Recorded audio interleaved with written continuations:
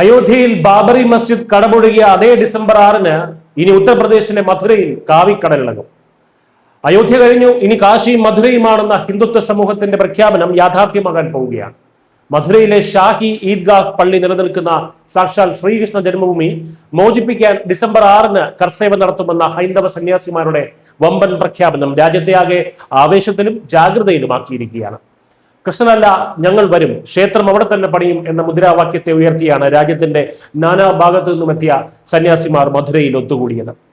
ശ്രീകൃഷ്ണ ജന്മസ്ഥാനം മോചിപ്പിക്കാൻ ഉത്തർപ്രദേശ് മുഖ്യമന്ത്രി യോഗി ആദിത്യനാഥ് അനുമതി നൽകണമെന്നും ഇതിനായി സ്വന്തം ജീവൻ വരെ ബലിയർപ്പിക്കാൻ തങ്ങൾ തയ്യാറാണെന്നും ചിത്രഗുപ്ത പീഠാധീശ്വർ സ്വാമി സച്ചിദാനന്ദ മഹാരാജ് പ്രഖ്യാപിച്ചു കഴിഞ്ഞു.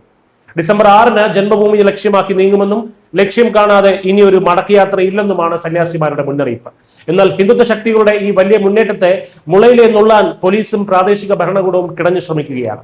കർസേവയ്ക്ക് മുന്നോടിയായി ശിലാപൂജയ്ക്കായി കൊണ്ടുവന്ന കല്ലുകൾ അധികൃതർ രാത്രിക്ക് രാത്രി രഹസ്യമായി കടത്തിക്കൊണ്ടുപോയി എന്ന ഗുരുതരമായ ആരോപണമാണ് സന്യാസിമാർ ഉന്നയിക്കുന്നത്. തങ്ങളെ തടയാൻ ശ്രമിച്ച പോലീസിന്റെ മോശം പെരുമാറ്റത്തിനെതിരെ ഉന്നത ഉദ്യോഗസ്ഥർക്ക് പരാതി നൽകിയ സന്യാസിമാർ ഭരണകൂടം എന്ത് വിലക്ക് കൊണ്ടുവന്നാലും ഈ പോരാട്ടത്തിൽ നിന്നും ഒരു ഇഞ്ച് പോലും പിന്നോട്ടില്ലെന്ന് വ്യക്തമാക്കിയിട്ടുണ്ട്. 1992 ഡിസംബർ 6 ഇന്ത്യൻ രാഷ്ട്രീയത്തിലും ഹിന്ദുത്വ മുന്നേറ്റത്തിലും ഉണ്ടാക്കിയ വൈകാരിക തരംഗം ഒട്ടും തന്നെ ചെറുതല്ല. ഇതേ ദിവസം തന്നെ മധുരയിലും കർസേവ പ്രഖ്യാപിച്ചത് ഉത്തർപ്രദേശ് ഭരണകൂടത്തെ ശരിക്കും വിറപ്പിച്ചിട്ടുണ്ട്. സന്യാസിമാരുടെ പ്രഖ്യാപനത്തിന് പിന്നാലെ മധുരയിലും പരിസര പ്രദേശങ്ങളിലും പോലീസ് കനത്ത ജാഗ്രതാ നിർദ്ദേശം പുറപ്പെടുവിച്ചു കഴിഞ്ഞു. News desk Keralam.